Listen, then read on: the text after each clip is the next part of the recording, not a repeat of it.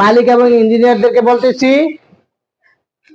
Cement যে এতগুলো এখানে রাখলাম, বাইশেষ পানি আইয়া এসে আইয়া ভিজে যেতে পারে। এই কারণে সিমেন্ট রাখার আগে রাজমিস্ত্রি টাইস মিস্ত্রি যত মিস্ত্রি আছে সবাই বলে দেবেন সিমেন্ট রাখার আগে নিচে যেতে বাঁশ ইট দিয়ে রাখে, নাহলে টাই সিমেন্ট ভিজে নষ্ট হয়ে যাবো। আসসালামাইকুম, আমি সমস্যার সমাধান নিয়ে ভিডিও করি। দেখেন এই যে এই সাইডটা এখানে যে দিছে, এই সাইডটার জন্য 10টা কারণ লাগে মাঝে মধ্যে। এরপরে বালু আমরা এই দিক দিয়ে একখানে খাইবো, এখানে বলতে 2.5 ইঞ্চি 2 ইঞ্চি খাইবো।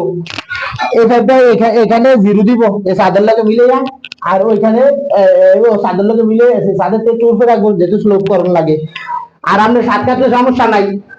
কেন সমস্যা নাই? সাত কাটলে বিল্ডিং এর বাইরে দিয়ে 3 ফুট পায় বারান্দা সারা লিন্টার সারা মিন্টার সারা ওইটা ভাঙে পড়ে যেত, দেখতো না, এর অল্প একটু কাটবো, রডের কাছে যায় বন্ধ, রড দেখা গেলে সাত কাটা বন্ধ। আপনি এত উপর 1.5 ইঞ্চি